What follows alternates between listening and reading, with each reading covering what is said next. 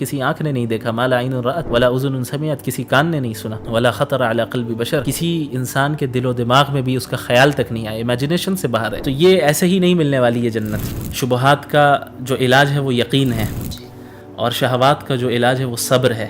حضرت بلال نے کیسی قربانیاں دی، حضرت مصعب بن عمیر نے کیسی قربانیاں دی، حضرت خباب بن ارت نے کیسی قربانیاں دی، اور دیگر صحابہ کرام نے رضی اللہ عنہم اجمعین نے کس طریقے سے قربانیاں دی دین کے خاطر. اپنی لگژریس لائف کو چھوڑا، تب جا کر ان کا وہ مقام ہوا نا کہ اللہ نے کہا رضی اللہ عنہم ورضوا عنہ، اللہ بھی ان سے راضی ہو گیا، یہ بھی اللہ سے راضی ہے. السلام علیکم ورحمۃ اللہ وبرکاتہ. عزیز دوستوں، آج SIO حیدرآباد کے اس پوڈ کاسٹ میں آپ تمام کا استقبال کرتا ہوں. آج ہمارے درمیان ہمارے خصوصی مہمان مفتی شمائل احمد عبداللہ ندوی صاحب موجود ہیں. ہم آپ کا اس پوڈ کاسٹ میں استقبال کرتے ہیں. میں اس سے پہلے کہ ہمارے اس پوڈ کاسٹ کے سوال و جواب کے سیشن کی طرف آگے بڑھوں، ہمارے خصوصی مہمان کا آج کے اس پوڈ کاسٹ میں ایک مختصر تعارف دینا چاہوں گا. مفتی شمائل احمد عبداللہ ندوی صاحب عالم اسلام کے ایک بہت ہی نامور عالم دین ہیں. آپ نے اپنی عالمیت دارالعلوم ندوۃ العلماء لکھنؤ، ایک پریسٹیجیس اسلامک انسٹیٹیوٹ سے حاصل کی ہے.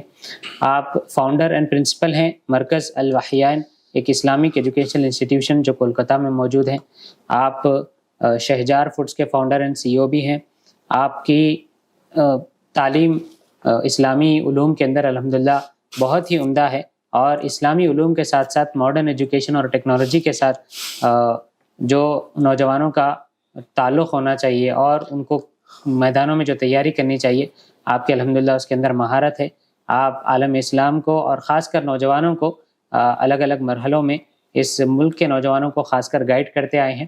ہم آپ کا اس پوڈ کاسٹ میں استقبال کرتے ہیں. مولانا السلام علیکم. وعلیکم السلام ورحمۃ اللہ. اس پوڈ کاسٹ کے شروعات میں مولانا میں آپ سے پہلا سوال یہ کرنا چاہوں گا کہ آپ کا جو علمی سفر رہا، آپ کے بچپن سے لے کے علمیت کا اور ابھی اس آپ کے ادارے کے سنبھالنے کا، آپ کا ایک علمی جو سفر رہا، اس کا ایک مختصر تعارف ہمارے سامنے رکھتے ہیں. بسم اللہ الحمدللہ والصلاۃ والسلام علی رسول اللہ. اما بعد، سب سے پہلے آپ کا شکر گزار ہوں کہ آپ نے مجھے مدعو کیا اپنے پوڈ کاسٹ میں. جہاں تک علمی سفر کا تعلق ہے تو الحمدللہ بچپن سے ہی قرآن کریم کے حفظ کرنے اور قرآن کو یاد کرنے میں ہمارے والدین نے مجھے لگایا، اور الحمدللہ والدین بھی دینی مزاج رکھتے ہیں، تو ایک دینی ماحول گھر میں مجھے ملا اللہ کے فضل سے. اپنا حفظ میں نے مکمل گھر میں ہی کیا. یہ شاید سن کر بہت سے لوگوں کو تعجب ہو، گھر میں ہی مکمل حفظ بھی کیا، یہاں تک کہ عالمیت کی ابتدائی تعلیم بھی میں نے گھر میں ہی حاصل کی ہے. بعض ہمارے اساتذہ کرام تھے، علماء کرام تھے جو تشریف لایا کرتے تھے گھر میں، اور باقاعدہ 1 to 1 تعلیم دیا کرتے تھے مجھے. حفظ بھی اسی طرح مکمل کیا، ابتدائی تعلیم بھی. اس کے بعد دارالعلوم ندوۃ العلماء کی طرف رخ کیا تاکہ جو چند آخری سال تھے عالمیت کے انہیں مکمل کیا جائے. اور اس کے بعد عالمیت مکمل کرنے کے بعد تفسیر میں ایک دلچسپی مجھے ہمیشہ رہی قرآن کریم میں، اور اس کی ایک بہت بڑی وجہ ہمارے استاذ محترم نائب محتمم دارالعلوم ندوۃ العلماء ہیں جناب مولانا عبدالعزیز بھٹکلی صاحب ندوی دامت برکاتہم العالیہ. تو وہ اکثر قرآن کے جو تفاسیر جب پڑھایا کرتے تھے ہمیں تفسیر، ایسے بہترین نکات بیان کرتے تھے جس سے قرآن کی تفسیر کو مزید گہرائی سے جاننے کا ایک جذبہ اور ایک شوق اندر پیدا ہوا. لہٰذا عالمیت کے بعد میں نے تفسیر اور علوم القرآن میں ہی تخصص کیا، اسپیشلائزیشن کیا، اور اس کے بعد تدریب افتاء بھی ہم نے ندوۃ العلماء سے ہی مکمل کیا. اور ابھی بھی علمی سفر جاری ہے الحمدللہ، اور موت تک انشاءاللہ جاری رہے گا اللہ نے چاہا تو. بس یہ مختصر تعارف تھا. جزاک اللہ. مولانا، یہ جو آپ کا ابھی آپ نے سفر سنایا ہے، اس کے اندر ایسی کون سے چیزیں تھیں جو آپ کو مطلب بار بار موٹیویٹ کرتی تھیں، آپ کو ابھارتی تھی کہ آپ اس سفر کو اور زیادہ آگے بڑھائیں اور اس کے اندر مہارت حاصل کریں؟ کون سی ایسی چیزیں تھیں جو آپ کو بہت زیادہ موٹیویٹ کیا کرتی؟ دیکھیے، جہاں تک موٹیویشن کا تعلق ہے تو انسانی طبیعت میں قبض و بسط کی کیفیت آتی جاتی رہتی ہے. ایسے نہیں کہ ہمیشہ میں بھی ہر وقت موٹیویٹڈ ہی رہتا تھا یا ابھی بھی ہر وقت موٹیویٹڈ رہتا ہوں. بعض مرحلے ایسے آتے ہیں زندگی میں کہ انسان کے اندر موٹیویشن نہیں ہوتی ہے، اور بعض مرحلے ایسے آتے ہیں کہ طبیعت میں انشراح ہوتا ہے اور وہ ایک انسان کام کرتا ہے، علم حاصل کرتا ہے اور بہت ایکٹیو رہتا ہے. تو ان مراحل سے گزرتا رہا. جہاں تک اس بات کا تعلق ہے کہ کون سی چیزیں تھیں جس کی وجہ سے موٹیویشن مجھے حاصل ہوتا، تو سب سے پہلی چیز تو اس میں یہ ہے کہ خصوصاً جب میں ندوۃ العلماء میں تھا، ہمارے علماء کرام کی صحبت خود ایک موٹیویشن ہے. اساتذہ کرام کی صحبت اور ان کے ساتھ بیٹھنا، ان کو دیکھنا، ان کی باتیں سننا، ان ساری چیزوں سے ایک موٹیویشن مستقل ملتا رہتا. اور اسی کے ساتھ ساتھ جو عالم اسلام میں اس وقت حالات ہیں جو امت مسلمہ کے اوپر ہیں، ان سے واقفیت تو ظاہر ہے طالب علمی کے زمانے سے تھی، اور یہ چیز کہیں نہ کہیں ایک کڑھن پیدا کر رہی تھی کہ کچھ مجھے کرنا ہے تاکہ میں امت مسلمہ کو عروج کی طرف لے جانے میں کچھ نہ کچھ کنٹریبیوشن میرا بھی رہے. ورنہ اللہ رب العالمین جس کے ذریعے چاہے وہ کروائے، لیکن کچھ نہ کچھ کنٹریبیوشن ہونا چاہیے. تو وقتاً فوقتاً جو حالات سننے میں آتے ہیں، خبریں آتی، اس سے ایک دل میں ایک بار بھی محسوس ہوتا اور ایک احساس ذمہ داری پیدا ہوتا کہ کچھ کرنا ہے، پڑھنا ہے، وقت ضائع نہیں کرنا ہے، آگے بڑھنا ہے. چونکہ امت مسلمہ کو اس وقت افراد کی ضرورت ہے، ایسے افراد کی جو اسلام پر اور ایمان پر مضبوط ہوں اور اسلام و ایمان کو جدید موجودہ زمانے میں جدید انداز میں اس کی حقانیت کو اثر نو ثابت کریں لوگوں کے سامنے. جزاک اللہ. ابھی جو آپ نے مطلب حالات کا تذکرہ کیا اور ان حالات میں جو ہمارا رول ہونا چاہیے اس کی ایک مختصر آپ نے اس کے اندر نشاندہی کی، تو آپ کے مطلب پورے سفر کے بعد ابھی آپ کا ایک پوری اپنی زندگی کا مشن، جیسا آپ نے بتایا کہ امت مسلمہ کے لیے کچھ کنٹریبیوٹ کرنا ہے، تو آپ اپنی پوری ابھی زندگی کے مشن کو چند الفاظ میں کیسے ڈیفائن کرتے ہیں؟ میری زندگی کا مقصد تیرے دین کی سرفرازی، وہی اللہ کے نبی صلی اللہ علیہ وسلم کا جو مقصد رہا وہی ہمارا مقصد ہے، میرا مقصد ہے، اور وہی مقصد تمام امت مسلمہ کا بھی ہونا چاہیے کہ جو ذمہ داری اللہ تعالیٰ نے محمد الرسول اللہ صلی اللہ علیہ وسلم کو دی اور آپ صلی اللہ علیہ وسلم نے اس ذمہ داری کو مکمل کیا اور اس ذمہ داری کو پھر آگے امت مسلمہ کو سونپا. خصوصاً حجۃ الوداع کے موقع پہ اللہ کے رسول صلی اللہ علیہ وسلم نے فرمایا کہ فَلْيُبَلِّغِ الشَّاهِدُ الْغَائِبُ، کہ تم میں سے جو موجود ہے جن تک میری بات پہنچ گئی ہے وہ اب اس بات کو ان تک پہنچائے جو یہاں موجود نہیں ہے. تو یہ سلسلہ تو قیامت تک جاری رہے گا، اور تمام امت مسلمہ کی ذمہ داری ہے کہ تمام اقوام عالم کو، چاہے وہ کسی بھی مذہب سے تعلق رکھنے والے ہوں، ان تک یہ پیغام ہدایت کا پہنچائے اور انہیں تاریکی سے نکال کر، گمراہی سے نکال کر ہدایت کی طرف لے جائیں. الحمدللہ بہت ہی عمدہ انداز میں آپ نے اپنی پوری زندگی کا سفر سنایا ہے. ہم نوجوانوں کو بھی اس سے موٹیویشن بھی ملتا ہے اور ایک راہ بھی ہمارے لیے بنتی ہے. مولانا آپ کا خصوصی جو میدان ہے نوجوانوں کے ایشوز کے تعلق سے، الحمدللہ آپ اکثر اس تعلق توجہ کراتے رہتے ہیں اور نوجوانوں کی رہنمائی کرتے رہتے ہیں. تو ایک ایشو جو عام طور پہ نوجوان محسوس کرتے ہیں کہ تقریباً بزرگ حضرات، چاہے وہ گھر میں ہو، محلے میں ہو یا پھر کسی بھی مسجد میں ہو، وہ عام طور پہ آج کل کے نوجوانوں کو کوستے ہیں کہ نوجوان آج کل کے بالکل بے روی کا شکار ہیں اور وہ صحیح طور پر اپنی زندگی گزار نہیں رہے ہیں. تو اس تعلق سے مطلب آپ کا کیا موقف ہے اور آپ نوجوانوں کو اس تعلق سے کیا رہنمائیاں دیں گے؟ میں سمجھتا ہوں کہ اس میں دونوں طرف سے اعتدال ہونا چاہیے، بڑوں کی جانب سے بھی اور نوجوانوں کی طرف سے بھی. عموماً دیکھا جاتا ہے کہ بچوں کی سائیکولوجی اور نوجوانوں کی سائیکولوجی کا خیال نہیں رکھا جاتا ہے ان کی تربیت کرتے وقت، ان کی نفسیات کا لحاظ نہیں رکھا جاتا ہے، اور بلکہ ایک روایتی انداز میں جو تربیت کا نہج چلا آ رہا ہے اسی پہ ظاہر ہے ہماری جیسی تربیت ہوئی وہی ہم نے اسی طرح تربیت کی. پھر وہ بچہ جب بڑا ہوگا وہ اسی طرح تربیت کرے گا جس طرح اس کی تربیت ہوئی، کیونکہ پراپر ایجوکیشن جو ملنی چاہیے تربیت کے حوالے سے کہ بچوں کی تربیت کس طرح کی جاتی ہے، ان کے نفسیات کا، ان کی سائیکولوجی کا لحاظ رکھتے ہوئے، یہ ہمارے ہاں اس چیز کا فقدان ہے. اس کے نتیجے میں یہ ہوتا ہے کہ بسا اوقات بڑوں کی طرف سے کچھ زیادتیاں ہو جاتی ہیں، لیکن دوسری طرف نوجوانوں میں بھی یہ چیز دیکھی جاتی ہے کہ ان کے یہاں بھی اپنی اصلاح کو قبول کرنے کا جو صلاحیت ہوتی ہے وہ بہت کم ہے. مثلاً بعض والدین یا بڑے ایسے بھی ہوتے ہیں جو صحیح چیز کی طرف رہنمائی کر رہے ہوتے ہیں، لیکن نوجوان بسا اوقات اسے ایکسیپٹ نہیں کرتے ہیں اور اسے اپنے لیے سمجھتے ہیں کہ یہ مجھے کیوں نصیحت کی جا رہی ہے یا مجھے اس کی ضرورت نہیں ہے، یا اسے اپنی انا کا مسئلہ بنا لیتے ہیں. خصوصاً جس ایج سے ہم لوگ گزرتے ہیں ٹین ایج میں، وہ مرحلہ ایسا ہوتا ہے، بڑا حساس مرحلہ ہوتا ہے وہ. اس مرحلے میں انسانی جذبات اور کیفیات میں سمجھے آپ نشیب و فراز کے مرحلے سے وہ گزرتے رہتے ہیں. تو نوجوانوں کے اندر بھی اس بات کو سمجھنے کی ضرورت ہے، نوجوانوں کو بھی، کہ اگر بڑوں کی بات اگر وہ اصلاح کر رہے ہیں کسی صحیح چیز کے بارے میں تو اسے اپنی انا کا مسئلہ نہ بنائیں، یہ نہ سمجھے، برا نہ مانیں، بلکہ اسے ایکسیپٹ کریں. اور اللہ کے رسول صلی اللہ علیہ وسلم کی احادیث کو اگر ہم پڑھیں تو اللہ کے نبی صلی اللہ علیہ وسلم کو جوامع الکلم اللہ تعالیٰ نے عطا کیا تھا، مختصر الفاظ میں بہت جامع باتیں ارشاد فرمایا کرتے تھے. تو ایک ہی حدیث میں آپ سمجھیں کہ دونوں طرف اللہ کے نبی صلی اللہ علیہ وسلم نے دونوں طرف کے لیے ہدایت دے دی. آپ نے فرمایا کہ لیس منا من لم یرحم صغیرنا ویوقر کبیرنا، وہ شخص ہم میں سے نہیں ہے جو ہمارے چھوٹوں پر شفقت نہ کرے اور ہمارے بڑوں کی عزت نہ کرے. اب آپ دیکھیں اس حدیث میں کیسے اعتدال کی تعلیم دی گئی، یعنی انہیں بھی بتا دیا گیا، بڑوں کو بھی، کہ آپ کو شفقت اور رحمت کا پہلو غالب رکھنا ہے. ایسا نہیں ہونا چاہیے کہ ہر چھوٹی موٹی چیز پہ نقد ہو، تنقید ہو، بار بار ان کی اصلاح کی جائے. اس سے نوجوان چڑچڑے ہو جاتے ہیں اور متنفر ہوتے ہیں بڑوں سے. اس کا بڑوں کو لحاظ رکھنا چاہیے.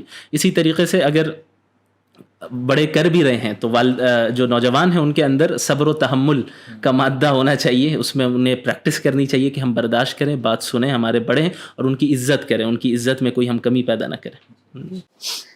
جزاک اللہ. مولانا، یہ نوجوانوں کے اور ایک ایشو کی طرف آگے بڑھتے ہوئے کہ عام طور پہ نوجوانی کی عمر میں جیسے آپ نے بتایا کہ زندگی میں اتار چڑھاؤ ہوتا ہے، احساسات کا مسئلہ ہوتا ہے، تو بہت زیادہ نوجوان اپنی نفسانی خواہشات کے اوپر یا پھر ڈیزائرز کے اوپر بہت جلدی راغب ہو جاتے ہیں اور کہیں نہ کہیں گناہوں کا شکار ہو جاتے ہیں. تو ایسے موقع پہ نوجوان کیسے اپنے آپ کو اس گناہوں کے دلدل سے نکالیں، اپنے نفسانی خواہشات کو کیسے کنٹرول کریں، اور آج کل کے ایسے فحاشی اور عریانیت کے ماحول میں اپنے آپ کو بچا کر وہ کیسے اپنی زندگی گزاریں؟ دیکھیں، شیطان کے جو ہے بہت سارے طریقے ہیں لوگوں کو گمراہ کرنے کے. اگر ان تمام طریقوں کا خلاصہ بیان کیا جائے یا انہیں ہم دو حصوں میں تقسیم کریں تو ایک ہے شبہات، ڈاؤٹس، اور دوسرے ہیں شہوات. دوسری قسم ہے شہوات، ڈیزائرز. شیطان جو بھی طریقہ اختیار کرتا ہے کسی بھی انسان کو صراط مستقیم سے ہٹانے کے لیے، وہ کہیں نہ کہیں انہی دو قسموں میں وہ طریقہ آتا ہے، یا تو ڈاؤٹس کریٹ کر کے کسی ناحیے سے، یا یہ کہ شہوات میں اسے مبتلا کر کے. اور دونوں کا علاج قرآن کریم نے بیان کیا ہے. شبہات کا جو علاج ہے وہ یقین ہے، اور شہوات کا جو علاج ہے وہ صبر ہے. اسی کو اللہ رب العالمین نے قرآن کریم میں ذکر کیا. جب بنی اسرائیل کا ذکر ہوا کہ اللہ نے بنی اسرائیل میں سے بھی بہت سے لوگوں کو ترقی دی اور ائمہ کے درجات میں انہیں فائز کیا، اللہ نے فرمایا وَجَعَلْنَا مِنْهُمْ أَئِمَّةً يَهْدُونَ بِأَمْرِنَا لَمَّا صَبَرُوا وَكَانُوا بِآيَاتِنَا يُوقِنُونَ، کہ ہم نے بنی اسرائیل میں سے بعض کو امامت کے درجے پر فائز کیا، انہیں لیڈرز بنایا. کیوں؟ اور ایسے لیڈرز بنایا جو ہمارے حکم سے لوگوں کو سیدھے راستے کی طرف ہدایت دیتے تھے. کیوں؟ لما صبروا، جب انہوں نے صبر کیا، یعنی اپنے شہوات پہ کنٹرول کیا اور برداشت کیا، صبر کیا. وَكَانُوا بِآيَاتِنَا يُوقِنُونَ، اور ہماری آیتوں پہ یقین بھی رکھتے تھے. یعنی یہ ایسے افراد تھے جو شہوات سے بھی محفوظ تھے اور شبہات سے بھی محفوظ تھے. شبہات سے یقین کے ذریعے بچتے تھے، شہوات سے صبر کے ذریعے بچتے تھے. تو اچھا، صبر بھی جو ہے عربی زبان میں اس کا معنی جو ہے کافی وسیع ہے. اردو میں صبر ہم صرف کہتے ہیں کہ کوئی تکلیف آئے تو برداشت کرنا.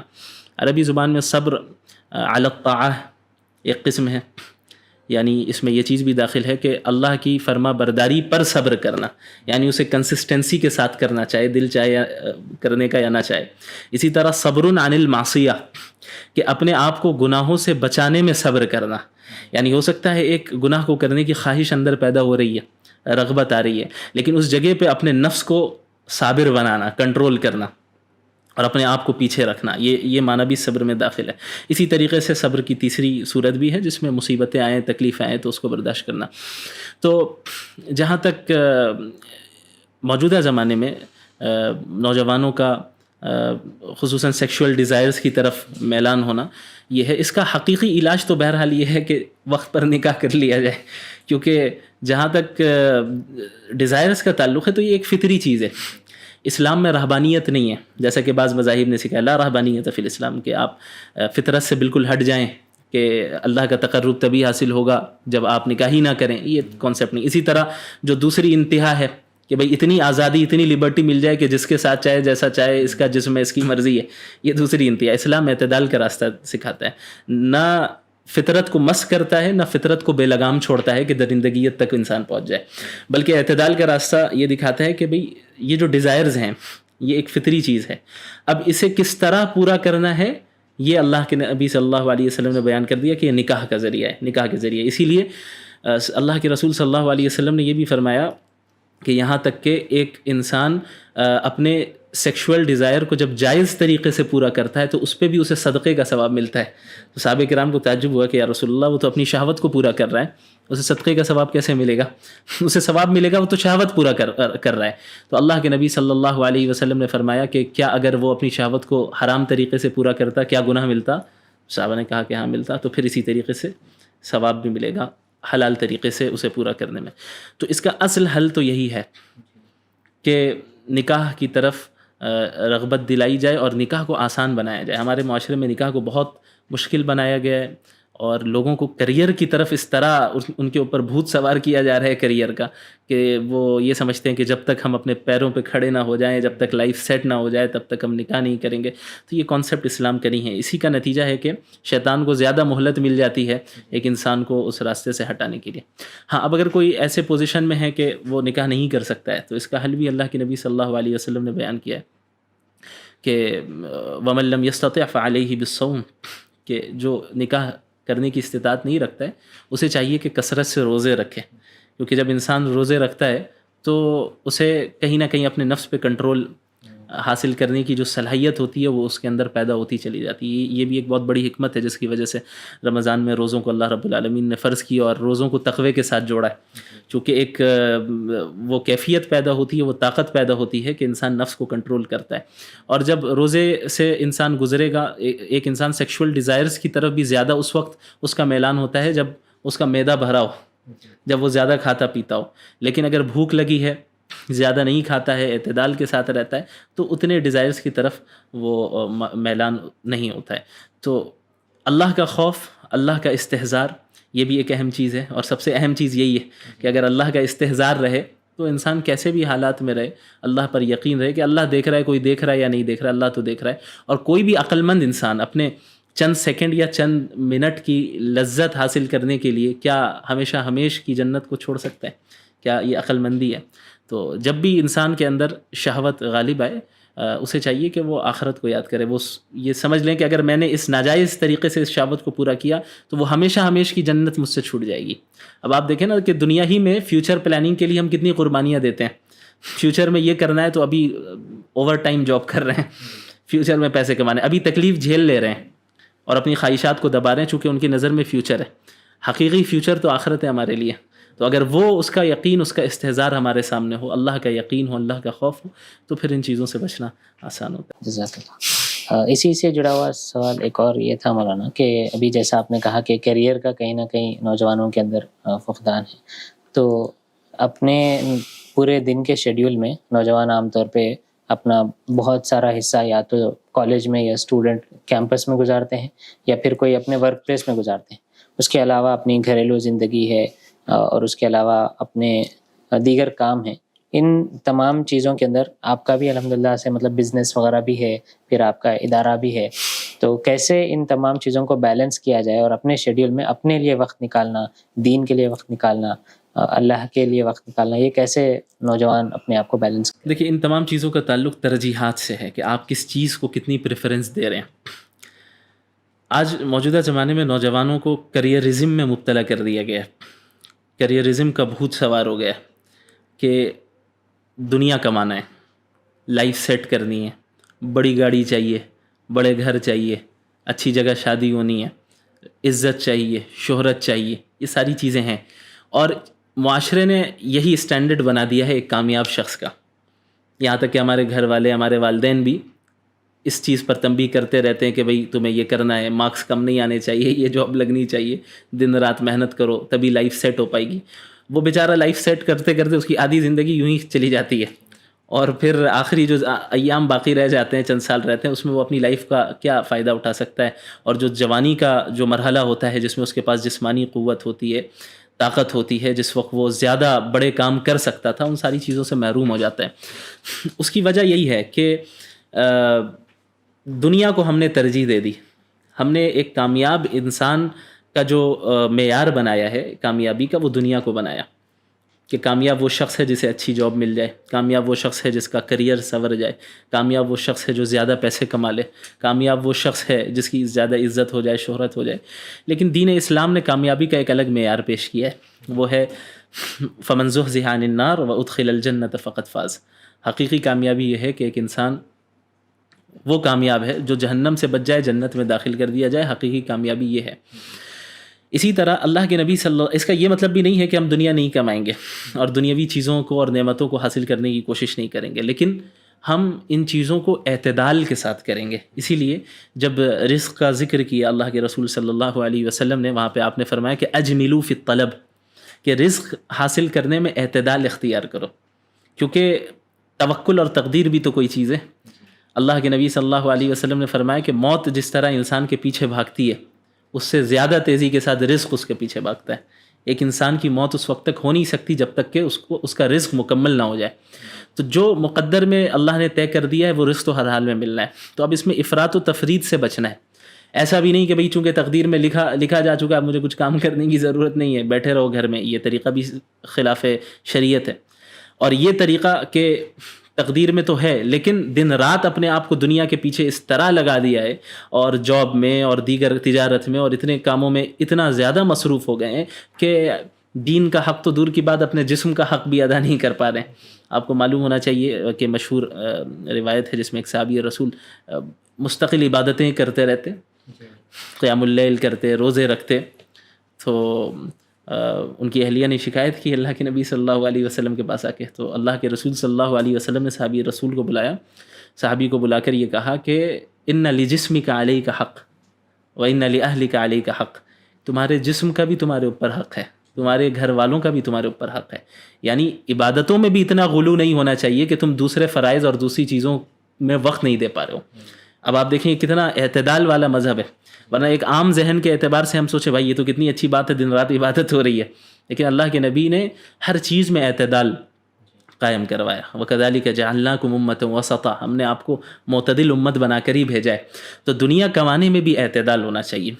تجارت کر رہا ہے بندہ یا جاب کر رہا ہو یا کسی بھی فیلڈ میں ہو، ایک تو فرسٹ جو پرائیورٹی ہونی چاہیے وہ تو سب سے پہلے دین کو ہونی چاہیے۔ یہ ہے تو باقی سب چیزیں ہیں، باقی ساری چیزوں کی حیثیت سیکنڈری درجے کی، ثانوی درجے کی۔ سب سے پہلے دین ہے۔ اگر میری جاب یا میری تجارت کی وجہ سے میرے دین میں خلل پیدا ہو رہا ہے تو یہ اب پرابلم ہے، اس میں فوراً اس کی اصلاح کی ضرورت ہے۔ اگر اس کو ہم نے جاری رکھا تو پھر بڑے نقصان میں ہم مبتلا ہوں گے۔ اسی طرح دین میں دنیا کمانے میں، جاب میں، تجارت میں اتنا زیادہ انوالو ہو جانا کہ اپنے لیے وقت نہیں نکال پا رہے ہیں، اپنے گھر والوں کے لیے وقت نہیں نکال پا رہے ہیں، تو ان چیزوں کا افسوس بڑھاپے پہ جا کے ہوتا ہے۔ بہت سے جو بزرگ ہیں ان کے تجربات ہیں، وہ بیان کرتے ہیں کہ کاش ہم نے اپنا وقت گزارا ہوتا۔ بعض کہتے ہیں کہ بھئی کاش میں نے دنیا ٹریول کی ہوتی، یہ بھی میں نے ایکسپیرینس کیا ہوتا، وہ بھی کیا ہوتا، کیونکہ جب تک لائف سیٹ کر کے فارغ ہو رہے ہیں تب تک جسمانی قوت کمزور ہو گئی، اب ان کاموں کو وہ نہیں کر پا رہے ہیں جن کو وہ کرنا چاہتے تھے۔ تو اپنے مختصر الفاظ میں کہے تو ٹائم مینجمنٹ کا خیال رکھنا، کون سی چیز زیادہ اہمیت کی حامل ہے اس چیز کو پہلے درجے پہ رکھنا اور پہلے اس کی طرف رجوع کرنا، کون سی چیز سیکنڈری درجے کی ہے پھر اس کی طرف، پھر اس کے بعد کا جو درجہ ہے پھر اس کی طرف۔ اور یہ خیال رکھنا کہ جس کا بھی حق میرے اوپر ہے، ہر ایک کے حق کی ادائیگی کے لیے میں وقت نکالوں اور اپنی طرف سے کوشش کر لوں رزق حاصل کرنے میں اور باقی کاموں میں، باقی اللہ پر توکل رہے، اللہ تو رزق دے کر رہے گا۔ جی جزاک اللہ۔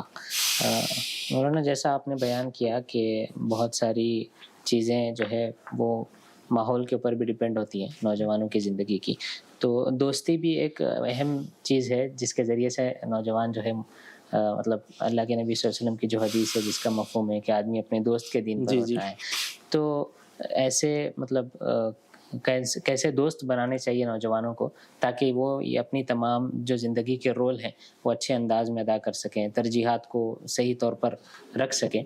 تو کیسے دوست بنانے چاہیے اور کیسے دوست رکھنے چاہیے؟ یہ بہت اہم چیز ہے، بہت زیادہ اہم چیز ہے. اسی لیے اللہ کے رسول نے صلی اللہ علیہ وسلم نے وہ بیان کیا جو آپ نے ابھی کہا، الرجل علی دینی خلیلہ فلینظر احدکم من یخالل، کہ ایک انسان اپنے دوست کے دین پر ہوتا ہے، لہٰذا وہ دیکھ لے کہ کس کے ساتھ دوستی کر رہا ہے. یعنی وہ جس کے ساتھ اٹھتا بیٹھتا ہے، جس کی صحبت میں رہتا ہے، وہ اس کے افکار کو اختیار کر لیتا ہے، اس کے طور طریقوں کو اختیار کر لیتا ہے، اس کے نظریات کو اختیار کر لیتا ہے، ان کی عادتوں کو اختیار کر لیتا ہے. کتنے ایسے ہیں جو ڈرگز ایڈکٹ ہو گئے صرف دوستوں کی وجہ سے، کتنے ایسے ہیں جو غلط کاموں میں لگ گئے صرف دوستوں کی وجہ سے. تو اللہ کے نبی صلی اللہ علیہ وسلم نے اس کے طرف پہلے ہی اشارہ کر دیا تھا، اور صحابہ کرام کا بھی یہی معمول تھا کہ ایک تو یہ ہے کہ کس کے ساتھ دوستی ہو، دوسری چیز یہ ہے کہ اس کی کتنی لمیٹیشن ہو. دوستی کس کے ساتھ ہو؟ اس کے ساتھ ہو، اور اس کے ساتھ اٹھنا بیٹھنا ہو جس کا دین صحیح سالم ہو، جس کا ایمان، جس کے عقائد، جس کے اعمال درست ہوں، جو غلط کاموں میں انوالو نہ ہو. اس اٹھنا بیٹھنا ایسے افراد کے ساتھ ہی ہونا چاہیے. اور ان افراد کے ساتھ بھی بلا وجہ زیادہ بہت گہری دوستی کرنا، یا کسی کے ساتھ بھی بہت گہری دوستی کرنا یا زیادہ وقت اسپینڈ کرنا بغیر کسی وجہ کے، یہ طریقہ بھی صحیح نہیں ہے. بلکہ سلف صالحین میں تو کتنے ایسے تھے جو گھر سے باہر نکلنا بھی پسند نہیں کرتے تھے سوائے نمازوں کے، یا کوئی اہم کام ہے، ضرورت ہے تب، تاکہ وہ لوگوں کے ساتھ بہت زیادہ انٹریکشن نہ ہو، لوگوں کے ساتھ بہت زیادہ ملنا جلنا، ان کے ساتھ بیٹھنا نہ ہو. اس سے کیا ہوگا؟ وقت بھی ضائع ہوگا. دوسری چیز یہ ہے کہ ان کے افکار، ان کی آئیڈیولوجیز کے اثرات کہیں نہ کہیں ہمارے دل و دماغ میں آئیں گے.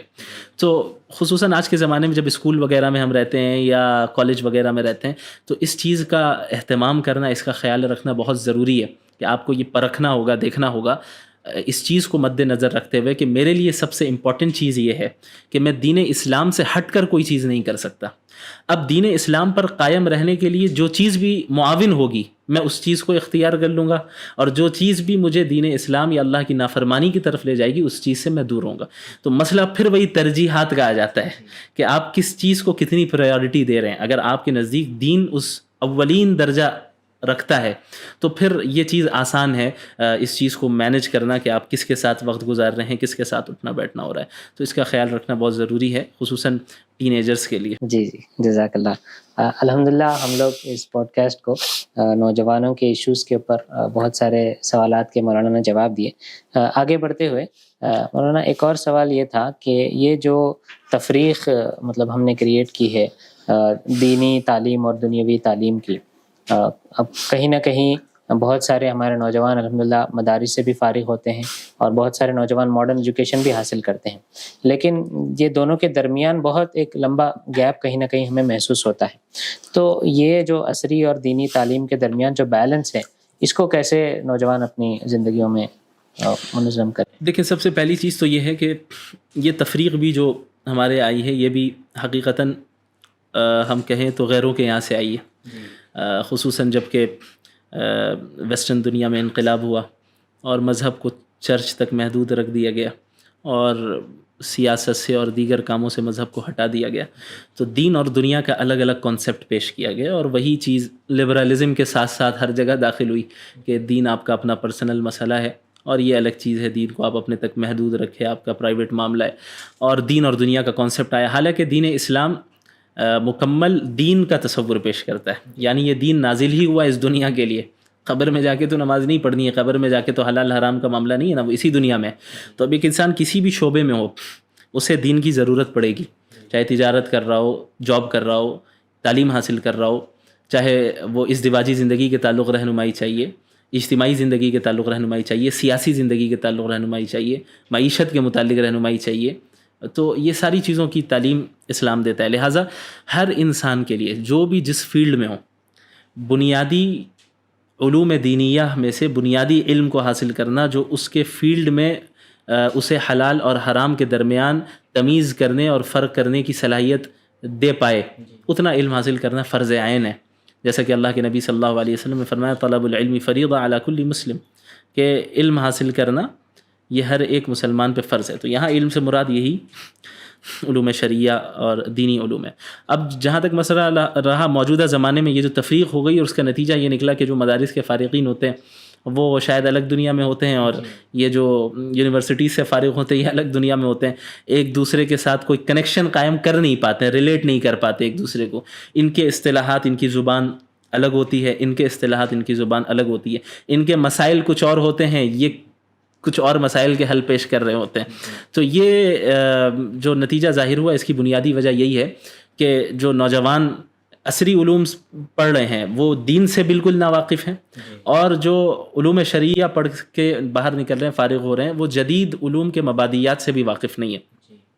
تو اس کا حل یہ ہے کہ جو عصری علوم حاصل کر رہے ہیں، اولاً ان کو اسلامی علوم کے مبادیات سے واقف کرایا جائے، اور جس فیلڈ میں بھی وہ جا رہے ہیں اس فیلڈ کے متعلق جو بھی اسلام رہنمائی کرتا ہے اس کا علم انہیں دیا جائے.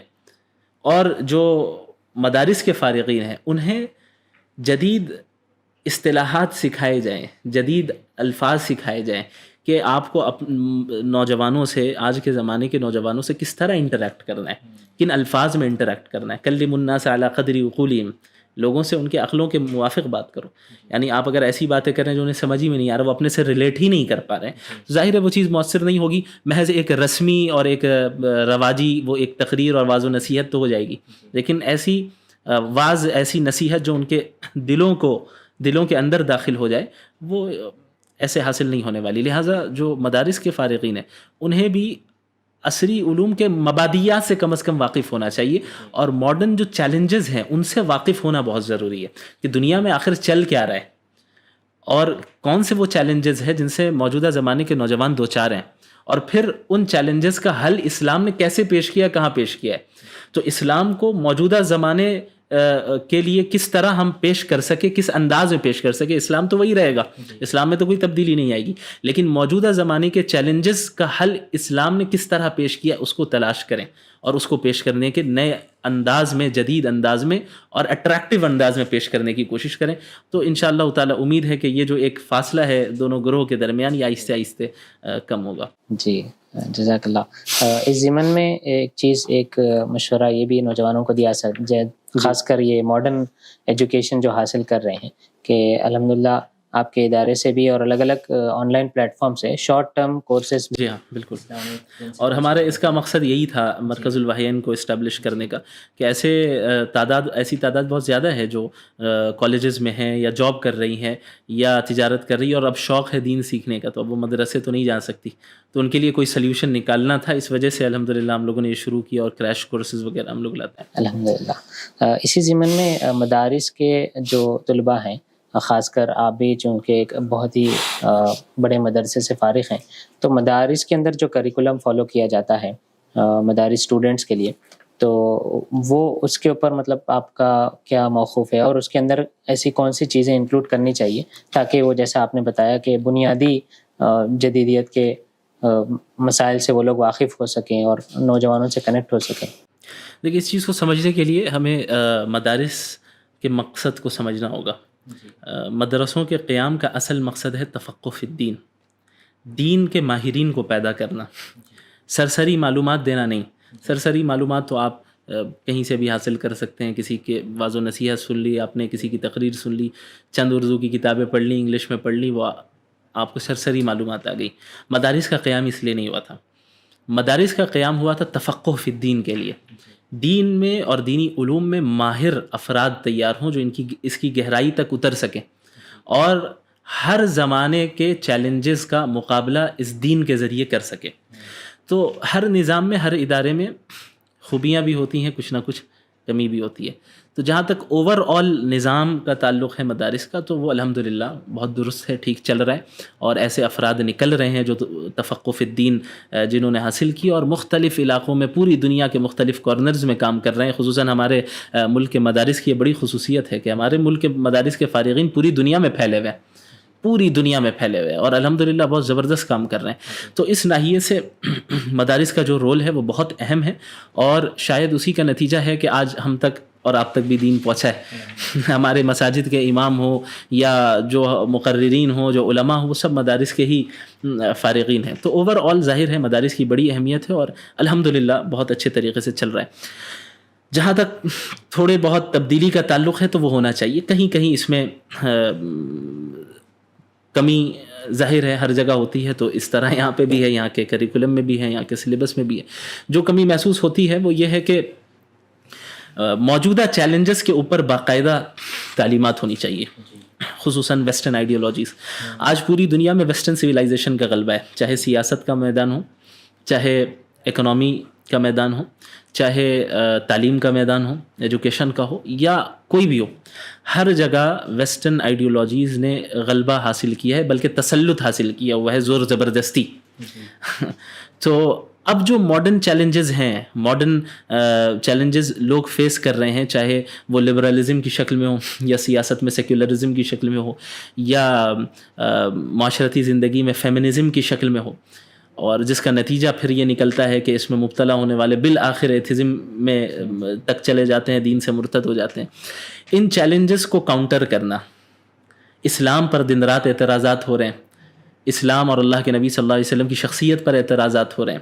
تو اس ناحیے سے کہیں نہ کہیں کمی ہے کہ ماڈرن چیلنجز کا مقابلہ جس انداز میں کرنا چاہیے، یہ اسی وقت ہوگا جب آپ چیلنجز سے واقف ہوں گے. جب آپ ویسٹرن آئیڈیالوجی سے واقف ہی نہیں ہیں تو پھر ظاہر ہے اس کو آپ کاؤنٹر کیسے کر سکتے ہیں. جب آپ ویسٹ کی تاریخ سے ہی نہیں واقف ہیں تو نہیں ہو سکتا.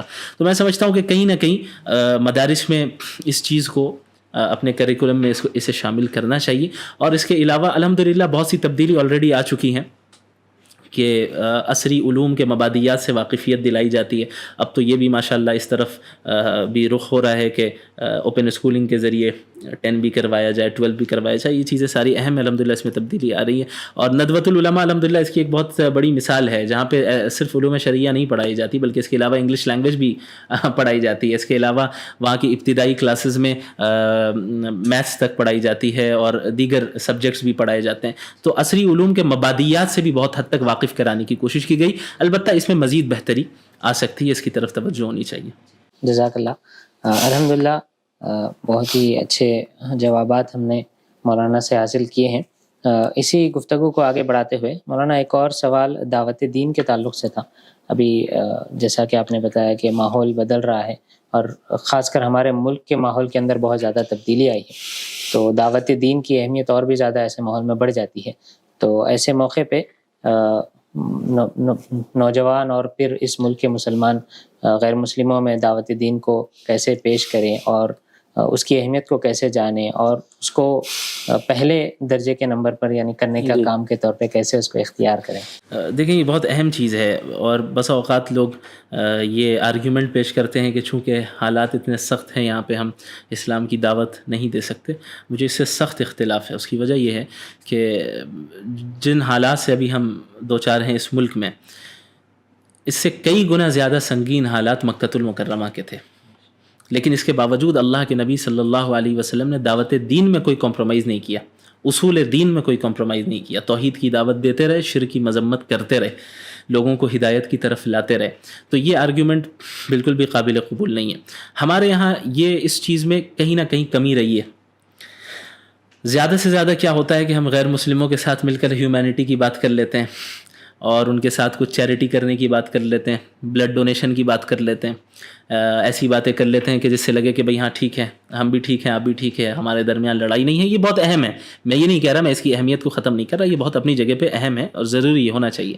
لیکن اگر ہم انہیں توحید کی دعوت نہیں دے رہے تو اس کے ذمہ دار ہم ہی ہیں جو حالات آ رہے ہیں. حضرت مولانا ابو الحسن علی الحسنی ندوی رحمۃ اللہ علیہ نے یہ فرمایا تھا کہ ملک کی اکثریت کو اس توحید کی نعمت میں شامل کرنا ضروری ہے. اگر آپ نے توحید کی دعوت ان کی تحریرات کا یہ مفہوم میں بیان کر رہا ہوں کہ اگر ملک کی اکثریت کو آپ نے دعوت نہیں دی اور اپنے اندر سیاسی شعور پیدا نہیں کیا تو اس ملک کو اسپین بننے سے کوئی نہیں روک سکتا.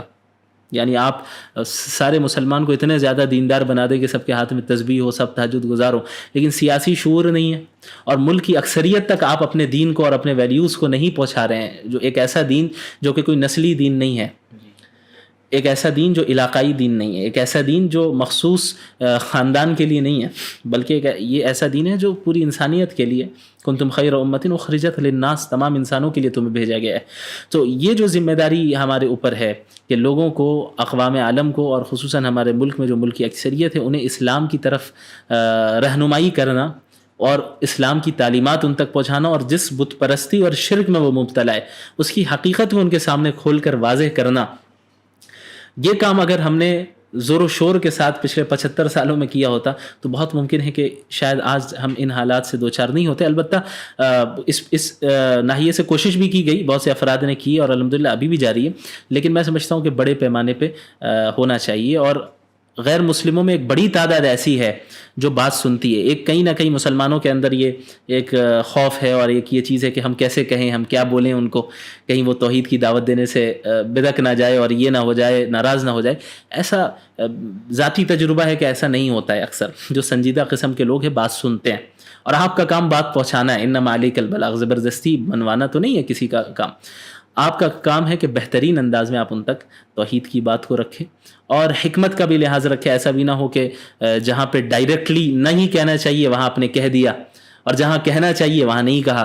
ان ساری چیزوں کا لحاظ رکھنا چاہیے۔ اللہ کے رسول صلی اللہ علیہ وسلم نے بھی ان تمام چیزوں کا لحاظ رکھا، چاہے اب اور ساتھ میں اپنے اخلاق، اپنے کردار کے ذریعے بھی متاثر کرنا بہت ضروری ہے کہ وہ خود ان کے اندر ایک کیوریوسٹی پیدا ہو جائے کہ بھئی یہ ہے کون، میرے ہی طرح انسان ہے، میں بھی وہی کام کرتا ہوں، یہ بھی وہی کام کرتا ہے، لیکن اس کے جو اٹھنے بیٹھنے کا انداز ہے وہ الگ ہے۔ میں فلاں کام بھی کرتا ہوں، یہ اپنی نظریں نیچی رکھتا ہے، یہ ہمارے ساتھ دوسری فلاں چیزوں میں انوالو نہیں ہوتا ہے۔ تو ان کے اندر کیوریوسٹی پیدا ہو کہ بھئی آپ کے ویلیوز ہے کیا، آپ کن چیزوں کو مانتے ہیں، آپ کا عقیدہ کیا ہے۔ خود جب ان کے اندر کیوریوسٹی پیدا ہوگی تو وہ مزید مائل ہوں گے، اور پھر آپ کو بہترین موقع مل جائے گا کھل کر انہیں دعوت دینے کا۔ اب پھر آپ لٹریچر کے ذریعے بھی دعوت دے سکتے ہیں، بعض جو ہے بکلیٹس آپ انہیں مفید ہیں، ہمارے علماء نے تیار کیے ہیں، انہیں آپ دیں، انہیں سمجھائے، زبانی طور پہ سمجھائے۔ ہر اعتبار سے توحید کی دعوت اور توحید کا اثبات یہ بہت ضروری ہے۔ جزاک اللہ۔ اسی سے جڑا ہوا ایک اور سوال انہوں نے یہ تھا کہ عام طور پہ ہمارے نوجوانوں میں کہیں نہ کہیں، جیسے آپ نے بتایا، کیریئرزم کا شکار ہونے کی وجہ سے اور بہت سارے مسائل کی وجہ سے دین سے بیزاری اور دین سے دوری کہیں نہ کہیں دیکھی جاتی ہے۔ تو اس کے مطلب اسباب کیا ہیں اور اس سے کیسے بچا جا سکتا ہے، اور نوجوان کیسے اس کو؟ دیکھیں، اس کے اسباب جو ہے بہت گہرے ہیں، اور سب سے بڑا سبب جو میں سمجھتا ہوں وہ ہے modern education system. Modern education سے کوئی اختلاف نہیں ہے، لیکن ماڈرن ایجوکیشن سسٹم سے اختلاف ہے۔ جس سسٹم کے تحت ہمارے نوجوانوں کو، مسلمانوں کو گزارا جاتا ہے 10-12 سال اسکول میں اور اس کے بعد کالج میں، وہ ایسا سسٹم ہے جو ان کے اندر مادیت، یعنی مادیت پرستی، مٹیریلزم ان کے اندر داخل کر دیتا ہے وہ سسٹم، اور انہیں خود دین سے اور خدا سے بیزار کرنا شروع کر دیتا ہے۔ سب سے اہم چیز یہی ایجوکیشنل سسٹم ہے۔ اس کا حل تو یہی تھا کہ ہمارے اپنے انتظامات ہوتے، ہمارے اپنے اسکولز ہوتے، ہمارے اپنی یونیورسٹیز ہوتی۔ سب سے بہترین طریقہ یہ ہوتا کہ اسلامک سسٹم کے تحت ماڈرن ایجوکیشن کو پڑھایا جاتا۔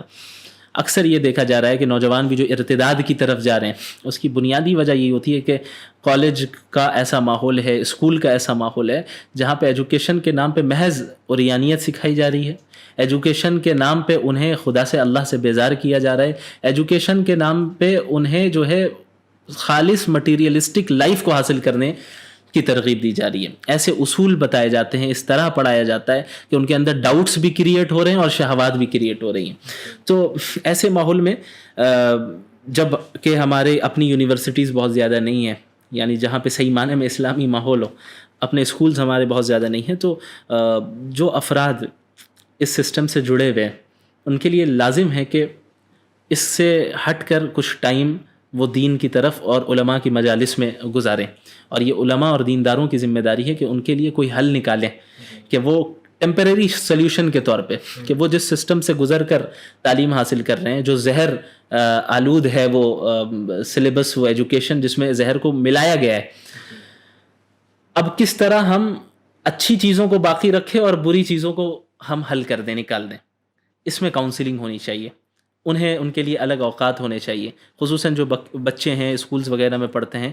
مکاتب کا نظام ہمارے یہاں اسٹرانگ ہے، لیکن اس کو مزید اسٹرانگ کرنے کی ضرورت ہے کہ بچے دین سے جڑتے رہے، بچپن سے اسکول میں بھی جا رہا ہے اور یہاں آ کے ابتدائی جو تعلیمات ہے اسلام کی، اللہ کے نبی صلی اللہ علیہ وسلم کی سیرت کے متعلق، اسلام کے بنیادی عقائد کے متعلق، اور پھر قرآن کے متعلق، احادیث کے متعلق، ان ساری چیزوں کا نالج اسے بچپن سے دیا جاتا رہے۔ ورنہ ہمارے یہاں عموماً دین کا مطلب یہ سمجھ لیتے ہیں دینی تعلیم کا کہ نورانی قاعدہ پڑھا لیا جائے، ناظرہ پڑھا لیا جائے، رشتہ داروں میں مٹھائیاں تقسیم ہو گئی، بس ختم، آپ نے دین پڑھ لیا، ہو گیا، ہم نے اسلامی تعلیم دے دی۔ یہ نہیں ہے، جس عمر میں جتنے اسلامی علم کی ضرورت ہے اسے دینا یہ ہماری ذمہ داری ہے۔ اب کیا ہوتا ہے کہ بچپن سے نہ اسلامی تربیت ہوئی نہ اسلامی تعلیم ملی، اور خالص آپ نے ایسے سسٹم میں دے دیا جو اسلام مخالف سسٹم ہے، ظاہر ہے 10-15 سال کے بعد یہی نتیجہ نکلے گا کہ دین کی طرف وہ مائل نہیں ہوں گے۔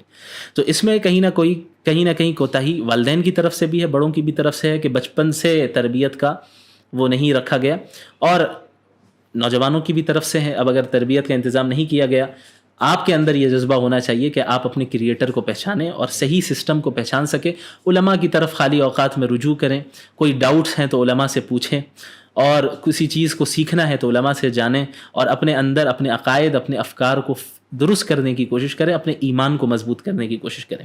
تو سب سے اہم مسئلہ ایمان کا آتا ہے کہ ایمان اگر مضبوط نہیں ہو پا رہا ہے، ایمان پہ محنت نہیں ہو پا رہی ہے، تو لوگ جو ہے اس سسٹم میں اپنے آپ کو قائم یعنی باقی نہیں رکھ پائیں گے دین کے اوپر۔ جی جزاک اللہ۔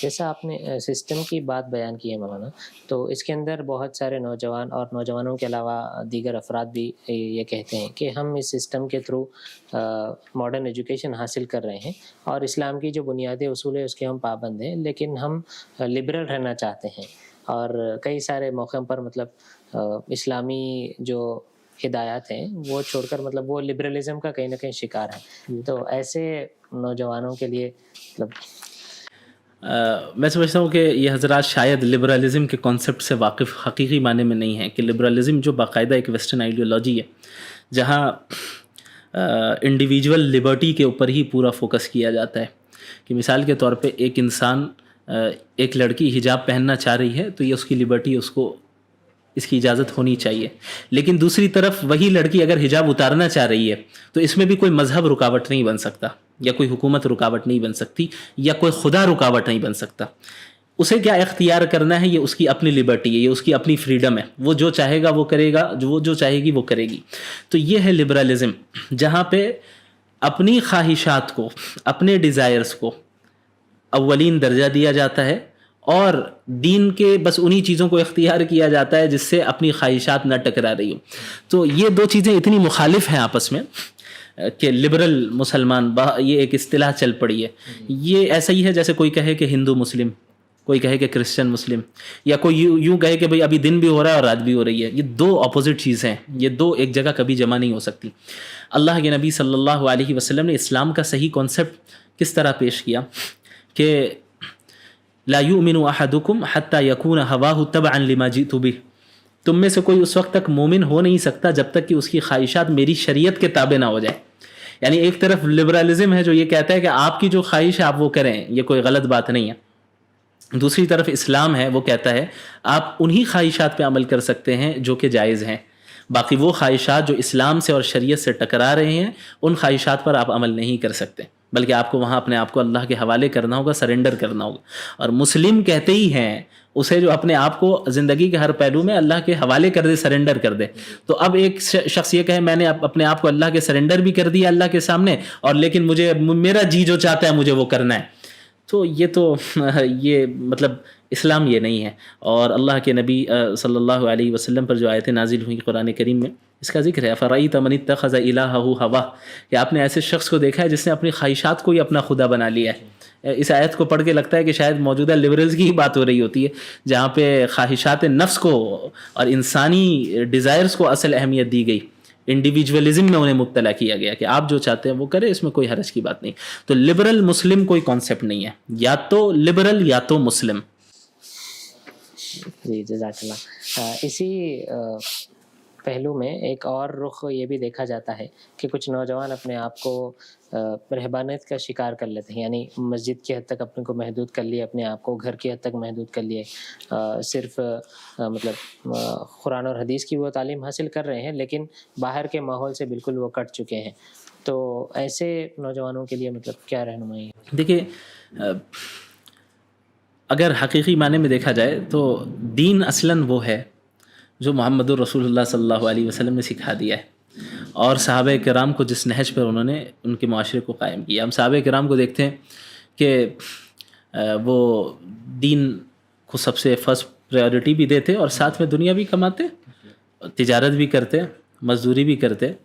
کتنے صحابہ ایسے گزرے ہیں جو مالدار تھے بہت، حضرت عثمان رضی اللہ عنہ ہیں، اس کے علاوہ دیگر کئی صحابہ کرام رہے، تجارت کیا کرتے، بڑی بڑی تجارت رہتی، دنیاوی اسکلز حاصل کرتے، دنیا کے فنون سے مہارت وہ حاصل کرتے. ظاہر ہے یہ جو دین بھیجا گیا ہے یہ محض کسی مسجد کے کونے میں بیٹھ کے ہاتھ میں تسبیح لے کے اللہ اللہ کرنے کے لیے نہیں بھیجا گیا، صرف اس لیے نہیں بھیجا گیا. یہ تو اللہ اللہ کرنا یہ تو بنیادی مقصد ہے، لیکن صرف یہیں تک دین محدود نہیں ہے.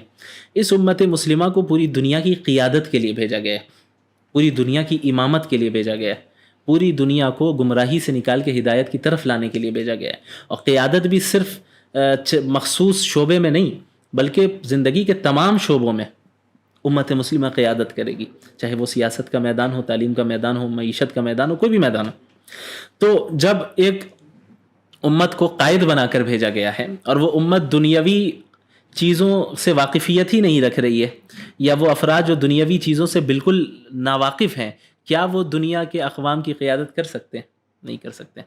تو ٹھیک ہے جو عبادت کر رہے ہیں آپ اپنے حد تک تو آپ نے نیک اعمال آپ نے جاری رکھا اور بہت اچھا کام کر رہے ہیں، لیکن بحیثیت مسلم آپ کا کام صرف یہ نہیں ہے کہ محض آپ خود اپنے آپ کو ہدایت پر قائم رکھیں، بلکہ آپ کا کام یہ ہے کہ پوری انسانیت کو گمراہی سے نکال کے ہدایت کی طرف، ہر شعبے میں ہدایت کی طرف لانا. تو اس کے لیے مختلف چیزوں سے واقفیت ضروری ہے، لوگوں کے ساتھ ملنا بھی ایک حد تک ضروری ہے تاکہ مسائل حل کیے جا سکے، دنیاوی چیزوں سے واقفیت ضروری ہے، دنیاوی حالات سے واقفیت ضروری ہے، ان چیزوں کا حل کس طرح ہم پریکٹیکلی پیش کریں ان تمام چیزوں کی ضرورت ہے. لوگوں کے کیا حقوق ہیں، والدین کے کیا حقوق ہیں، پڑوسیوں کے کیا حقوق ہیں، دوستوں کے کیا حقوق ہیں، مسلمانوں کے کیا حقوق ہیں، ان تمام چیزوں کو جب ہم جانیں گے تو پھر ایک انسان کسی کونے میں بیٹھ کے ہر وقت رہ ہی نہیں سکتا، اسے تو پورا وقت اس کا گزرے گا ان حقوق کی ادائیگی میں، اللہ کے حقوق کی ادائیگی میں، بندوں کے حقوق کی ادائیگی میں، اپنے نفس کے حقوق کی ادائیگی میں. تو کمپلیٹ اسلام کو فالو کرنے کی ضرورت ہے، وہ کمپلیٹ اسلام جو کہ محمد الرسول اللہ صلی اللہ علیہ وسلم نے جس طرح پیش کیا. جی جزاک اللہ. اس ضمن میں ایک اور سوال یہ تھا کہ ہمارے پاس الحمدللہ ملک کے اندر بہت سارے علماء کرام موجود ہیں اور ہمارے نوجوان بہت زیادہ ان سے استفادہ بھی کرتے ہیں. ابھی اس سوشل میڈیا کے دور میں الحمدللہ الگ الگ علماء کرام کے تقاریر وغیرہ بھی سنتے ہیں اور الگ الگ مجالس میں بھی بیٹھتے ہیں، لیکن وہ جب تقریر ہم ویڈیو دیکھتے ہیں کہ ریل کی شکل میں ہو یا پھر سوشل میڈیا پر ہو اس وقت میں، اور جب ہم مسجد میں بیٹھتے ہیں تب ایک روحانیت کی کیفیت نوجوانوں کے اندر محسوس ہوتی ہے، لیکن جیسا ہی وہ باہر کے ماحول کے اندر جاتے ہیں تو وہ روحانیت کی کیفیت باقی نہیں رہتی. تو اس کو کیسے برقرار رکھا جائے اور اپنی زندگی؟ دیکھیں یہ معاملہ سب کے ہی ساتھ رہتا ہے کہ روحانیت میں اور جو استحضار ہے آخرت کا، جنت کا، جہنم کا، اس میں کمی زیادتی ہوتی رہتی ہے ماحول کے اعتبار سے. یہ معاملہ صحابہ کرام کے ساتھ بھی ہوتا تھا. اللہ کے نبی صلی اللہ علیہ وسلم کی مجلس میں جو ایمانی کیفیت اور استحضار کی کیفیت ہوتی وہ الگ ہوتی، اور باہر اس کیفیت میں کمی زیادتی ہوتی رہتی. بعض صحابہ کرام آئے بھی تھے اللہ کے نبی صلی اللہ علیہ وسلم کے پاس اس مسئلے کو لے کر. تو بنیادی چیز یہ ہے کہ جہاں تک روحانیت کا تعلق ہے ہمیں اپنے دن بھر کے اسکیڈیول کو بھی دیکھنا ہوگا. بس اوقات نماز بھی پڑھ رہے ہوتے ہیں، ایکٹیویٹیز بھی کر رہے ہوتے ہیں، دین کا کام بھی کر رہے ہوتے ہیں، لیکن پھر بھی اندر سے ایک روحانیت نہیں آتی. اس کی وجہ یہ ہے کہ ہم جن کاموں کو کر رہے ہوتے ہیں محض رسمن کر رہے ہوتے ہیں، اس میں روح نہیں ہوتی ہے. اس استحضار کے ساتھ ہم نماز نہیں پڑھ رہے ہوتے، اس خشوع اور اس خضوع کے ساتھ نماز نہیں پڑھ رہے ہوتے، اس یقین کے ساتھ نماز اور ایکٹیویٹیز کو ہم انجام نہیں دے رہے ہوتے جس یقین کے ساتھ کرنا چاہیے. تیسری چیز یہ ہے کہ روحانیت محض معذرت کے ساتھ صرف ویڈیوز وغیرہ دیکھنے سے نہیں آئے گی. جو روحانیت ہے یہ اہل اللہ کی صحبت اختیار کرنی پڑتی ہے. صحابہ کرام نے رسول اللہ صلی اللہ علیہ وسلم کی صحبت اختیار کی، تابعین نے صحابہ کی صحبت اختیار کی، تابعین نے تابعین کی صحبت اختیار کی. تو علم ہے، تربیت ہے، روحانیت ہے، یہ ساری چیزیں اہل اللہ کے ذریعے حاصل ہوتی رہیں. موجودہ زمانے میں جہاں آج سوشل میڈیا کا دور ہے اور خصوصاً کمیونیکیشن بہت آسان ہو گیا ہے، جہاں اس کے بہت سے فوائد ہیں، ایک بہت نقصان یہ ہے کہ لوگوں سے بہت حد تک کٹ گئے ہیں. ہر چیز صرف آن لائن ہی چاہ رہے ہیں، تو ہر چیز آن لائن نہیں ملے گی. روحانیت حاصل کرنے کے لیے صحبت اختیار کرنی ہوگی اہل اللہ کی، ایسے علماء کی جو تزکیہ نفس کرتے ہیں اور ان کا نفس بھی تزکیہ ہو چکا ہے اس کا اور وہ کرتے بھی ہیں، ان کی صحبت. اسی لیے انبیاء علیہ الصلاۃ والسلام کی جہاں بعثت کا ذکر ہوا، محمد رسول اللہ صلی اللہ علیہ وسلم کی بعثت کا جہاں پہ ذکر ہوا، تو جن مقاصد کو بیان کیا گیا وہاں پہ ایک مقصد وَيُزَكِّيهِمْ بھی بیان کیا گیا. یتلو علیہم آیاتی، قرآنی آیتوں کو پڑھ کر تلاوت کر کے سناتے ہیں. وَيُعَلِّمُهُمُ الْكِتَابَ وَالْحِكْمَةَ، کتاب و حکمت کی تعلیم دیتے ہیں. وَيُزَكِّيهِمْ، ان کا تزکیہ کرتے ہیں. معلوم ہوا کہ تعلیم کتاب و حکمت الگ چیز ہے، تزکیہ الگ چیز ہے. تو اگر ہم یہ سمجھ رہے ہیں کہ محض انفارمیٹیو ویڈیوز دیکھ کر یا محض ایسی مجلس میں بیٹھ کر جہاں ہمیں دین کے متعلق علم ہو جائے یا محض چند کتابوں کو پڑھ کے ہمارا تزکیہ بھی 100% ہو جائے، ایسا نہیں ہے. اگر ایسا ہوتا تو پھر وَيُزَكِّيهِمْ الگ سے بیان نہیں کیا جاتا. تو معلوم ہوا کہ تزکیہ نفس ایک مستقل ایک شعبہ ہے جس میں ذکر و اذکار کی کثرت، ایمان پر محنت، علماء اور اہل اللہ کے مجالس میں شرکت، جو صحیح معنی میں علماء حق ہیں اور صحیح معنی میں جن کے عقائد صحیح ہیں اہل اللہ میں سے، جو حقیقی معنی میں اہل اللہ ہیں، ان کی صحبت اختیار کرنا، ان کے پاس بیٹھنا، ان کی باتیں سننا، ان سے فوائد حاصل کرنا، اپنے اندر جو کوتاہی ہے، ہمارے دلی جو امراض ہیں، کیا کیا خرابی ہمارے نفس کے اندر ہے، اس کو سمجھنا، پہچاننا، پھر اس کا علاج تلاش کرنا. اس پہ مستقل ایک محنت ہونی چاہیے. جس طرح علم کو عام کرنے کی مستقل محنت ہوتی ہے، ویسے ہی تزکیہ نفس کی ایک مستقل محنت ہونی چاہیے اور ہوتی ہے. لہٰذا جب ہم ان دونوں چیزوں کو جمع کریں گے، علماء کی مجالس میں بھی شرکت کر رہے ہیں، علم بھی حاصل کر رہے ہیں، تزکیہ نفس بھی کر رہے ہیں، تو اللہ نے چاہا تو وہ انشاءاللہ خود بخود وہ روحانیت کی جو کیفیت مفقود ہے وہ انشاءاللہ پائی جائے گی. جزاک اللہ.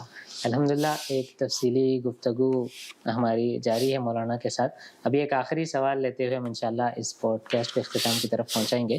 مولانا، ابھی جو ملک کے حالات ہیں، کہیں نہ کہیں مسلمان مطلب سپریس کیے جا رہے ہیں، اوپریس کیے جا رہے ہیں، اور ایک ڈر کی کیفیت کہیں نہ کہیں کچھ مسلمانوں کے اندر پائی جاتی ہے. تو ایسے ماحول میں، ایسے مسائل میں اگر مسلمان اٹھ کر اپنی آواز بلند بھی کرتے ہیں تو کہیں نہ کہیں ان کی آواز کو دبانے کی کوشش کی جا رہی ہے. تو ایسے ماحول میں ہم کیسے نوجوانوں کو ابھاریں کہ وہ اپنے آپ میں دین میں مطلب عمل بھی کریں اور ساتھ میں لوگوں تک یعنی حق بات کو پہنچائیں؟ اللہ کے رسول صلی اللہ علیہ وسلم نے یہ پیشن گوئی فرمائی تھی کہ ایک زمانہ آئے گا کہ جب تمام اقوام عالم امت مسلمہ پر اس طرح ٹوٹ پڑیں گی جس طریقے سے کھانے کے پیالے پر چاروں طرف سے کھانے والے ٹوٹ پڑتے ہیں. صحابہ کرام کو تعجب ہوا اور سوال کیا کہ یا رسول اللہ، کہ ہماری تعداد اتنی کم ہوگی؟ آپ صلی اللہ علیہ وسلم نے فرمایا کہ نہیں، تمہاری تعداد بہت ہوگی، لیکن تم سیلاب کی جھاگ کی مانند ہوگے، اور تمہارے دشمنوں کے دلوں سے اللہ خوف نکال دے گا، تمہارا رعب نکال دے گا، اور تمہارے دلوں میں وہن ڈال دے گا. صحابہ کرام نے پوچھا کہ وہن کیا ہے؟ آپ صلی اللہ علیہ وسلم نے فرمایا کہ حب الدنیا و کراہیت الموت، دنیا کی محبت اور موت کا ڈر.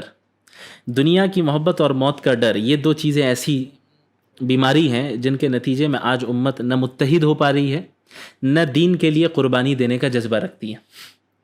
اللہ تعالیٰ نے صاف یہ قرآن کریم میں ارشاد فرما دیا وَأَطِيعُوا اللَّهَ وَرَسُولَهُ وَلَا تَنَازَعُوا، اللہ اور اس کے رسول کی اطاعت کرو اور آپس میں لڑائی جھگڑے نہ کرنا، متحد رہنا. اطاعت بھی ہوگی، اتحاد بھی ہوگا، تو اس کا نتیجہ یہ ہوگا کہ تم بزدل نہیں پڑ پاؤ گے اور دشمن کے سامنے، باطل کے سامنے جم جاؤ گے، ٹک جاؤ گے، اور غلبہ بھی تمہیں اللہ عطا کرے گا اپنے فضل سے. لیکن اگر تمہارے اندر اتحاد نہیں ہے اور اللہ اور اس کے رسول کی اطاعت نہیں ہے، دنیا کی محبت داخل ہو گئی ہے، موت کا ڈر داخل ہو گیا ہے، تو پھر تم بزدل پڑ جاؤ گے اور پھر باطل کے سامنے ٹک نہیں سکتے، تمہاری ہوائیں اکھڑ جائیں گی، پھر حق بول نہیں پاتے. تو آج ہمارے یہاں جو اس چیز میں کمی پائی جاتی ہے، اس چیز میں سمجھتا ہوں اس کی بنیادی وجہ یہی ہے کہ ہم نے دنیا کو ہر چیز پہ ترجیح دے دی. ہمارے دلوں میں دنیا کی محبت بہت آ گئی ہے. ہم اپنے کمفرٹ زون سے باہر نہیں نکلنا چاہتے. ہمیں اس بات کا ڈر ہے کہ اگر ہم نے حق بات کہی تو ہمارے اوپر کارروائی ہو جائے گی, تو اب ہم جو اے سی کے کمرے میں بیٹھتے ہیں وہ کمرہ نہیں ملے گا مجھے, یا یہ کہ ہماری تجارت بند ہو سکتی ہے, ہماری جاب چلی جا سکتی ہے, یا ہمیں قتل بھی کیا جا سکتا ہے, مارا بھی جا سکتا ہے. تو یہ موت کا ڈر, دنیا کی محبت, کہ آخرت کا جو عقیدہ ہے وہ تھوڑا سا اوجھل ہو گیا اور دنیا کو ہی اوپر ہمارا زیادہ فوکس رہ رہا ہے. اب اس کا حل یہ ہے کہ ہم صحابہ کرام کی قربانیوں کا تذکرہ کریں, صحابہ کرام کے واقعات لوگوں کو بتائیں. حضرت بلال نے کیسی قربانیاں دی, حضرت مصعب بن عمیر نے کیسی قربانیاں دی, حضرت خباب بن ارت نے کیسی قربانیاں دی, اس کے علاوہ حضرت ابو فکیہہ نے کس طرح قربانیاں دی, اور دیگر صحابہ کرام نے رضی اللہ عنہم اجمعین نے کس طریقے سے قربانیاں دی دین کے خاطر. اپنی لگژریس لائف کو چھوڑا, تب جا کر ان کا وہ مقام ہوا نا کہ اللہ نے کہا رضی اللہ عنہم ورضوا عنہ, اللہ بھی ان سے راضی ہو گیا, یہ بھی اللہ سے راضی ہیں, اور ان کے لیے اللہ نے ایسی جنت تیار کر رکھی ہے کہ کسی آنکھ نے نہیں دیکھا, ما لا عین رأت ولا اذن سمعت, کسی کان نے نہیں سنا, ولا خطر علی قلب بشر, کسی انسان کے دل و دماغ میں بھی اس کا خیال تک نہیں آیا, امیجنیشن سے باہر ہے. تو یہ ایسے ہی نہیں ملنے والی یہ جنت. تو یہ لوگوں کو بتانا سمجھانا کہ صحابہ نے کتنی قربانیاں دی ہیں اور ان قربانیوں کا نتیجہ کیا ہے. آپ کو ایسی جنت مل رہی ہے جو ہمیشہ ہمیش کی ہے. یہ ٹیمپرری لائف ہے, 50-60 سالہ زندگی, اس کی بھی کوئی گارنٹی نہیں ہے کہ زندہ رہیں گے بھی کہ نہیں رہیں گے. تو دنیا کے کانسیپٹ کو کلیئر کرنا, ان کے اندر اطاعت کا جذبہ پیدا کرنا, اللہ اس کے رسول کی اطاعت کا جذبہ, یہ ہو گئی ایک چیز. دوسری چیز ہو گئی امت کے درمیان کامن فیکٹرز پہ اتحاد قائم کرنا, کہ باطل کے مقابلے میں ظلم کے خلاف ہم سب متحد ہیں. کسی کے اوپر بھی ظلم ہوگا تو حق کے لیے ہم آواز اٹھائیں گے.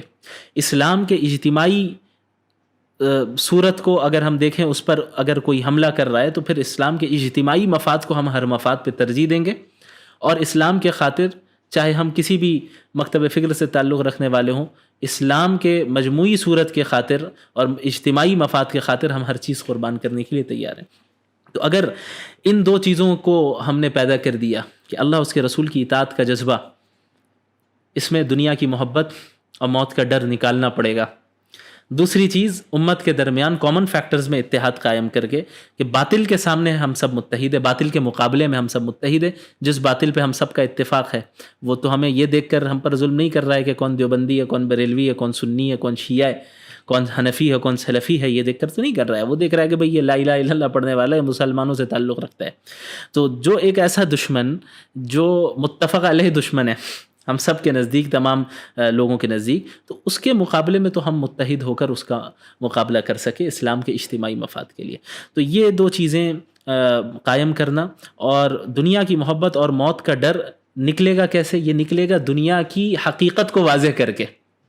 یہ ڈر نکلے گا دنیا کی حقیقت کو واضح کر کے کہ بھئی یہ دنیا اصل میں ہے کیا, یہ ایک دھوکے کا گھر ہے. وَمَا الْحَيَاةُ الدُّنْيَا إِلَّا مَتَاعُ الْغُرُورِ, یہ تو صرف دھوکے کا گھر ہے. وَإِنَّ الدَّارَ الْآخِرَةَ لَهِيَ الْحَيَوَانُ, اصل زندگی تو آخرت کی زندگی ہے. وَيَا قَوْمِ مَا لِي أَدْعُوكُمْ إِلَى النَّجَاةِ وَتَدْعُونَنِي إِلَى النَّارِ, کہ میں تو تمہیں میری قوم, میں تو تمہیں جنت کی طرف بلا رہا ہوں, تم مجھے جہنم کی طرف بلا رہے ہو. تو دنیا کا کانسیپٹ جب کلیئر ہو جائے گا کہ بھئی یہ دنیا ہے کیا, صحابہ کرام نے سمجھ لیا تو تمام قربانیوں کو جھیل لیا. تو آخرت کی حقیقت کو بھی پہچان لینا, آخرت پر یقین اور ایمان مضبوط کروا دینا, یہ چیزیں جب آئیں گی تو ہمارے یہاں ایسے افراد یقیناً کھڑے ہوں گے جو حق کے لیے آواز بلند کریں گے اور ظلم کے خلاف آواز اٹھائیں گے. اور پھر اس کام میں بھی ظلم کے خلاف آواز اٹھانے میں بھی بڑے ہی حکمت کے ساتھ اور منظم طریقے سے کام ہونا چاہیے. جی جزاک اللہ. الحمدللہ ایک تفصیلی گفتگو ہماری مولانا کے ساتھ رہی ہے. الحمدللہ ہم امید کرتے ہیں کہ آپ لوگوں نے بھرپور اس سے استفادہ کیا ہوگا. انشاءاللہ آگے بھی مولانا سے ہم استفادہ کرتے رہیں گے. ہم آپ کے بے انتہا مشکور ہیں کہ آپ نے ہمیں ہماری دعوت پر لبیک کہا اور ہمارے ساتھ اس پوڈ کاسٹ کے اندر شامل رہے. ہم آپ کے حق میں دعا گو بھی ہیں کہ اللہ تعالیٰ آپ کی خدمات کو قبول فرمائے. SIO حیدرآباد آپ کی مشکور ہے. اسی کے ساتھ عزیز دوستوں, ہم انشاءاللہ اس پوڈ کاسٹ کو اس موقع پر اختتام کرتے ہیں. رب اغفر وارحم وانت خیر الراحمین. جزاکم اللہ خیر.